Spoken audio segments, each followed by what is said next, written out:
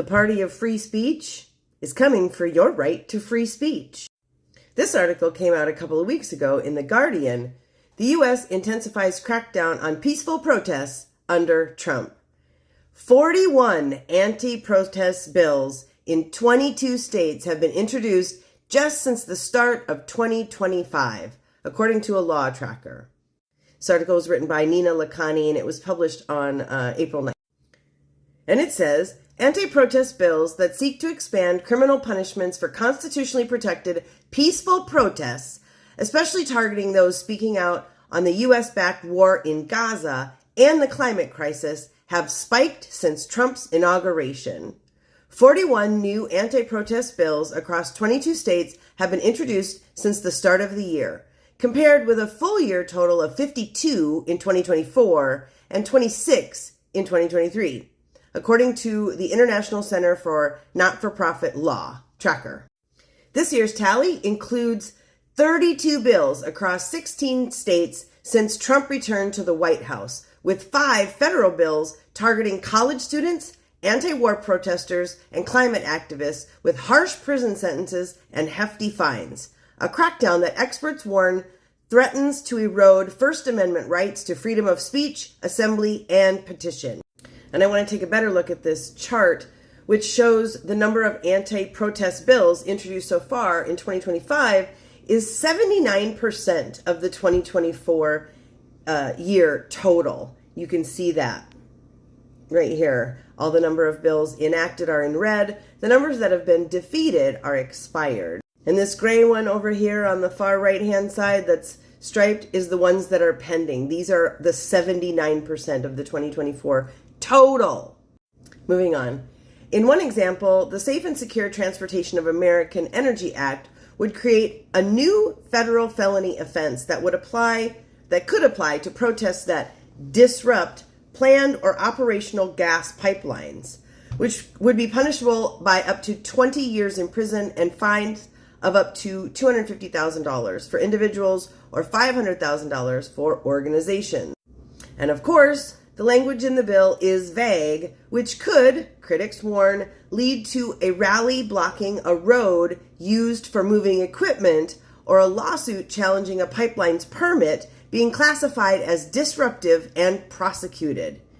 It is sponsored by 7 Republicans, of course, including the Senator Ted Cruz out of Texas, the country's largest oil and gas producing state, who chairs the committee considering whether the bill should progress. We all know Teddy can be counted on to be there for the people of Texas, just like when he flew off to Cancun during that ice storm. The pipeline bill closely resembles model critical infrastructure legislation crafted by the American Legislative Exchange Council, a right-wing fossil fuel-funded group, of course, that brings together corporations and lawmakers to create draft bills on environmental standards, reproductive rights, and voting, among other issues. So far, ALEC-inspired bills restricting protests against fossil fuel infrastructure have been enacted in 22 states. The new federal pipeline bill is extremely concerning because of the breadth of the language, and with Ted Cruz as a co-sponsor, it could move forward, said Ellie Page, the senior legal advisor at ICNL. The anti-protest bills that have passed into laws since 2017 create a chilling effect and deter people from speaking out and are incredibly repressive. It is especially concerning that now, when we see other pillars of civil society under attack, lawmakers are also trying to further suppress dissent and foreclose what is a critical means of democratic participation. Repressive anti-protest laws have proliferated since the 2016 indigenous-led anti-pipeline protests on the Standing Rock Indian Territory in North Dakota, with 52 bills introduced in 2017 when ICNL created its tracker. Lawmakers across the U.S. have repeatedly responded to new social movements with bills to crack down on protests. In 2021, 92 bills were introduced across 35 states in response to the social uprising triggered by the murder of George Floyd protests. Triggered by the murder of George Floyd by police officers in Minneapolis, Minnesota. Legislative sessions are still going in most states, and so far, 2025 is on track to be the second worst year after 2021 for anti-protest initiatives. The current spike is a clear response to the protests on Palestine and campus protests in particular, according to Page. In March, 3 federal bills targeting university campus protests were announced, including the Unmasking Hamas Act, which would make it a federal crime subject to 15 years in prison for wearing a mask or other disguise while protesting in an intimidating or oppressive way. I wonder if that is going to apply to the Schnazis that show up with their Confederate flags and their masks and their matching little khaki pants and polo shirt uniforms, waving their Nazi flags. The bill, which is almost identical to the Unmasking Antifa bill introduced in the wake of the 2020 racial justice protests, does not define oppressive or disguise. So I'm guessing that's going to be a no. A separate bill would exclude student protesters from federal financial aid and loan forgiveness if they commit any crime at a campus protest, even a nonviolent misdemeanor, such as failing to disperse. In both cases, sponsors have made clear that the bill is a legislative response to pro-Palestinian protesters, many of whom wore masks to avoid retaliation and doxing. According to Jenna Leventoff, Senior Policy Counsel at the American Civil Liberties Union, or the ACLU, the slew of anti-protest laws threatens the core of U.S. democracy. These state bills and Trump's crackdown on protected political speech are intended to scare people away from protesting, or worse, criminalize the exercise of constitutional rights. The next graphic here shows the 21 states that have enacted laws restricting rights and or expanding punishments for peaceful protests since 2017. So all of these red states, right here through the middle, this is the weirdest looking depiction of the United States I've ever seen, but whatever. The red ones are all the states where these bills have been enacted. The tan yellow ones where laws have been defeated, expired, or are pending. And in the little gray states, of which I see 5, there are none. In North Dakota, where the Standing Rock tribe organized against the Dakota Access Pipeline, lawmakers have approved 4 anti-protest bills since 2017. The latest initiative seeks to create a new criminal offense punishable by up to 12 months in jail for anyone wearing a mask with intent to conceal the identity, while congregating in public place with any other individual wearing a mask, hood, or other device that covers, hides, or conceals any portion of the individual's face. The bill exempts public gatherings, such as Halloween and a masquerade ball, but does exempt masks worn during protests to avoid doxing or for health or religious reasons. Hannah Myers, a fellow at the Manhattan Institute, a right-wing think tank, criticized for promoting skepticism about climate science, testified in favor of the masking ban, which has now passed the State House. Last year, Myers co-drafted similar model legislation for Manhattan Institute, which has called on the federal government to crack down on protests by invoking statutes like RICO, racketeering, the anti-mafia, anti-organized crime statute, to look at the organizations that deploy civil terrorists for their own ends. According to Myers, referring to masking bans as anti-protest was incorrect. Mask ban laws are aimed, many explicitly, at individuals masking to conceal their identity with the intent to commit crimes, menace others, or avoid arrest and prosecution. They are not related to retaliation and doxing, she said. Meanwhile, the Anti-Defamation League, a group criticized for conflating criticism of Israel and the defense of Palestinian rights with anti-Semitism, has lobbied in favor of a bill banning encampments on campuses in Arizona and for harsher sentencing for protesters wearing masks in Missouri.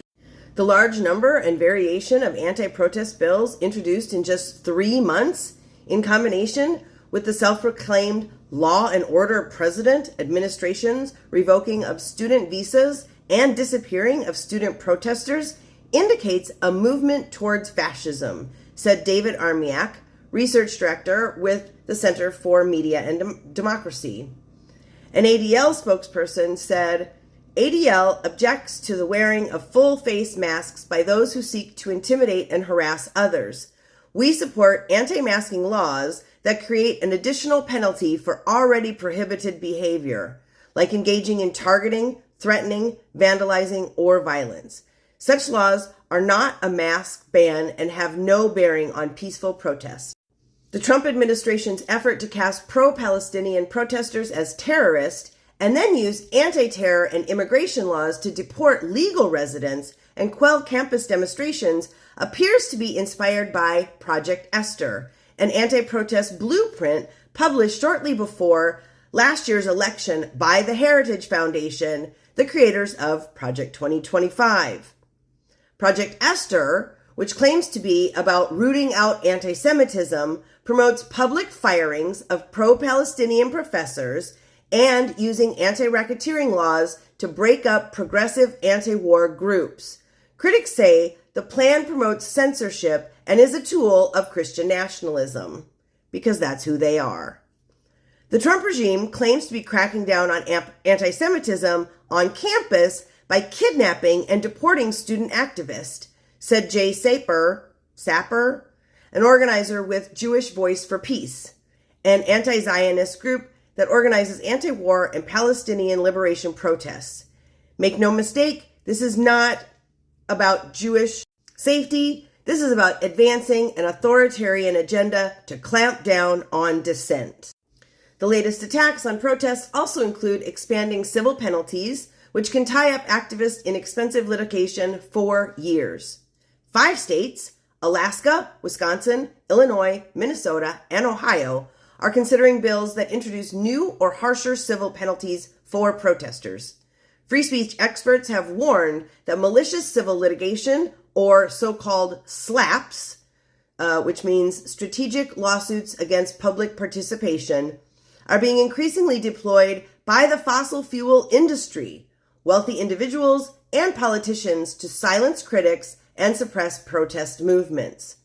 Last month, a jury in rural Morton County in North Dakota ruled that the environmental group Greenpeace must pay $667 million to the pipeline company Energy Transfer and is liable for defamation over the Standing Rock protests in a ruling widely condemned as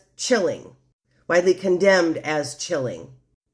In Minnesota, a new bill seeks to create civil and criminal liability for funders and supporters of protesters who peacefully demonstrate on pipeline or other utility property. In Ohio, legislators are considering whether participants of noisy or disruptive but nonviolent protests, as well as people and organizations who support them, could face expensive lawsuits. Data from 2017 shows that the majority of bills fails or never make it out of committee and expire. And while most anti-protest bills enacted into law have been in Republican-run states, there are notable exceptions.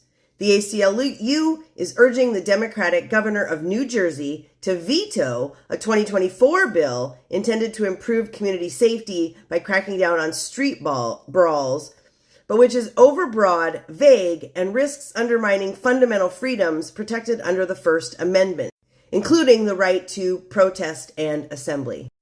On Monday in Washington, D.C., a nonviolent climate protester was convicted on felony charges of conspiracy against the United States and property damage for putting washable finger paint on the protective case of the Little Dancer statue in the National Gallery. Timothy Martin, who faces up to 5 years in prison and a $250,000 fine on each count, will be sentenced in August. The Heritage Foundation and the American Legislative Exchange Council did not respond to a request for comment. Of course not, because the Heritage Foundation doesn't respond to these requests. Remember when the Heritage Foundation said that this would be a revolution or a civil war, and it would remain bloodless if we allowed it? Well, I don't think we should allow it. I've had enough of the Heritage Foundation and these Christian nationalists dictating what we as a country should do. So here's a little thing for you, because the Heritage Foundation needs our phone calls. So here's their phone number. You can call them up and just ask them, what is all this about? Why are they trying to take away our right to free speech? And who exactly do they think they are? I know our protest season is just heating up. There are numerous protests scheduled in the upcoming weeks that will be happening, so please stay safe out there. These people are using every means possible to try to strip us all of our rights.